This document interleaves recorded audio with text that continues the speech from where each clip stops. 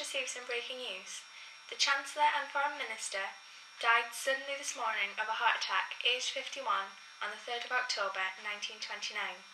He became Chancellor on the 23rd of August 1923 during the Ruhr crisis, a period of economic suffering for the German citizens, which included hyperinflation.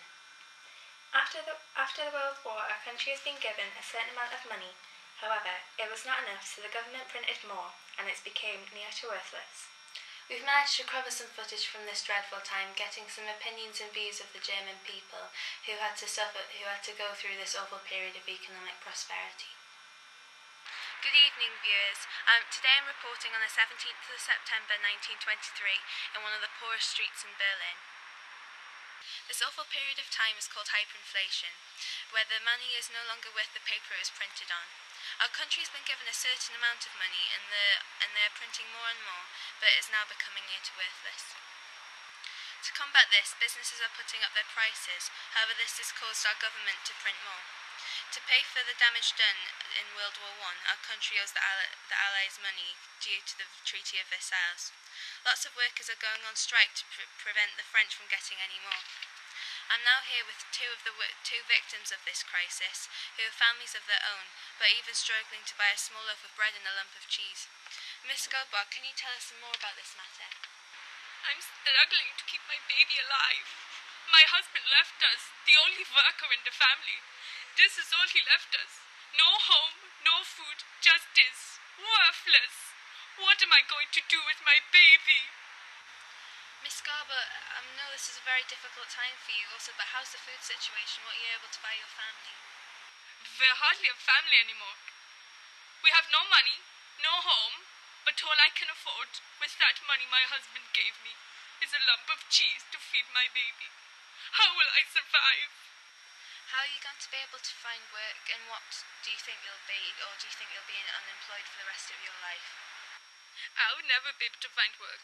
We'll be on the streets, homeless, for life. Even if I do find work, we'll be worthless. Money is worthless. I don't know what to do. My baby is going to die. Thank you so much for your time, Miss Garbo, and I really hope the situation improves for everyone, but also you and your family. No problem. I'll better go find my corner now. Now I'm here with Mr. Schneider. Mr. Schneider, can you tell us any more about how this crisis is affecting you? It all began at the start of this year when the money price started to decrease and all the money became worthless. So me and my workmates went on strike, and eventually we were sacked, and now I'm in unemployment. What profession were you in before the crisis? Well, I used to work in the shop market business, and I've worked there since I was 14.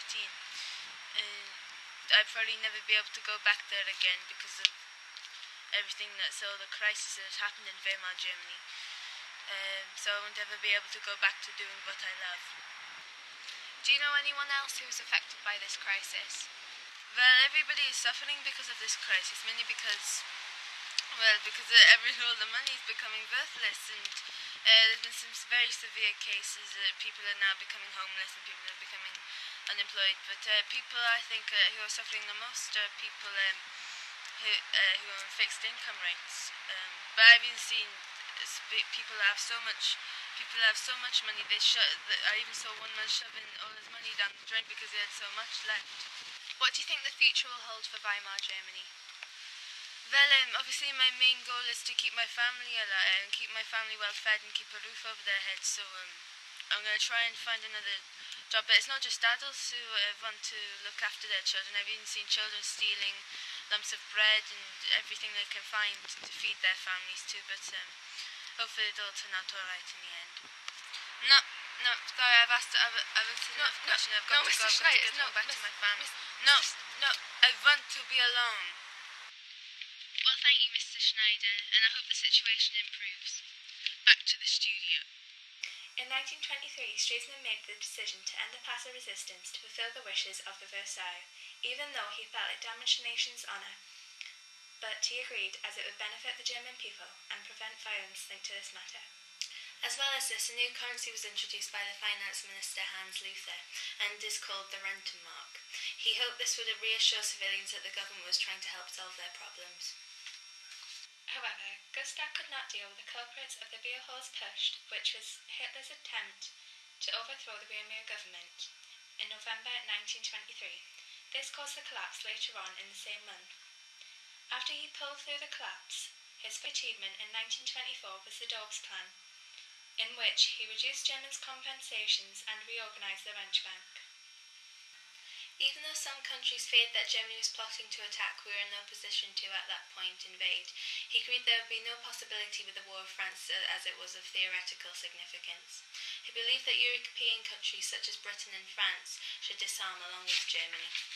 However, he agreed never to exclude the use of force to reign the eastern borders of Germany, which was under Polish control at the time, due to the Versailles Treaty. He negotiated the Locarno treaties with Britain, France, Italy and Belgium, and the treaties were eventually signed on October 1925 at Locarno. He did not feel the need to make a similar treaty with Poland as he did with other European countries. As he agreed peace with France, he also promised admissions to the League of Nations, which would and still ensure that war would never break out again. Germany joined the League of Nations in September 1926, after they were admitted. Also within that year, he was the co-winner of the Nobel Peace Prize, due to his achievements. Gustav Stresemann refused to agree with any international agreements that would restabilise the Polish economy. This is proof as he wrote this letter. There should be no settlements until Poland's economic and financial distress has reached an extreme stage and reduced the entire Polish body politic to a stage of powerlessness. After this, he began a fraud war between Poland, even though Poland was in an economical and political crisis at the time. At first, he did not want to be part of the Weimar Republic, as he agreed the Treaty of Versailles. Therefore, he created his own party, the German People's Party. Over this time, he became more willing to join the Republic as it was best for his country. More importantly, he managed to make an alliance with the USA. He did this because America was Germany's main food source and material supplier. His last main achievement was trying to secure the Young Plans within this year. It meant Germans were reduced to a figure of £2 billion and supposedly will have to be paid back over 59 years. Most people say his success was due to his charismatic character. He convinced people that Weimar Germany was a Germany that could be reasoned with. He will be dearly missed as a phenomenal political leader, but also as a gracious man. That's the end of tonight's news broadcast, but please tune in tomorrow evening at 7:30 p.m. This has been Angel Lloyd and Laura Campbell on Weimar News. Thank you for listening and good night.